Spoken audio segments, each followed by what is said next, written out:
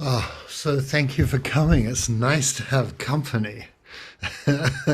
I'd be sitting anyway, but it's really cool to have us together. So there's a joy in it, I think. There's a fierce joy in life, and I feel it in meditation. And I want to read a poem. One of you turned me onto this is Milosz, and it's a poem I didn't know, but one of the leaders, I think maybe Meredith, someone turned me onto this, but on angels. Always, and he's talking about angels, and Milosz sort of grew up in, I don't know, an old Christian world that had that sense of the rhythms of life and the belief. He said, I believe in prayer. I'm on a bridge, even if it doesn't go anywhere, even if the prayer isn't to anyone. So it was that feeling for the process, the sacredness of just doing stuff, the sacredness of a practice was deep in him. And of course, everything bad that could happen that we knew of then bad happened to his country and the people he loved. And first the Nazis, then the Stalinists, and so on. And so he spent his life in exile, but always having a feel for A, that he was a heretic and there was no religion that would really ever approve of him, and B, so that when he died, they didn't let him lie in state in the great cathedral where he was born, Vilnius. Vilnius.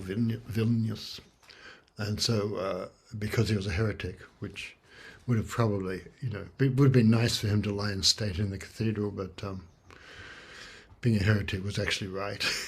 so, but he always had a feeling for that movement in us where we already rest in the sacred. And as soon as we begin to feel it changes everything for us. So now on angels. So he thought, well, what about angels? All was taken away from you, white dresses, wings, even existence. Yet I believe you, messengers.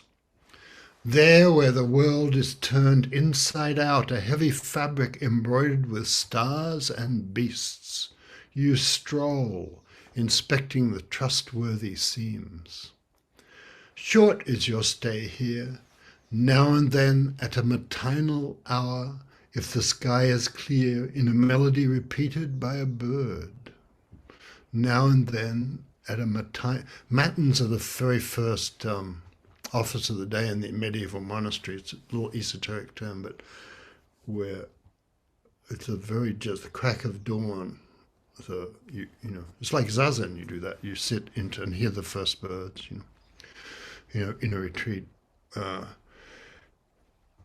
Now and then at a matinal hour, if the sky is clear, in a melody repeated by a bird, or in the smell of apples at the close of day when the light makes the orchards magic. They say somebody has invented you, but to me, that does not sound convincing, for the humans invented themselves as well. The voice, no doubt it is a valid proof, as it can belong only to radiant creatures, weightless and winged. After all, why not? Girdled with lightning. I have heard that voice many a time when asleep, and what is strange, I understood more or less an order or an appeal in an unearthly tongue. Day draws near, another one. Do what you can. Good last line. So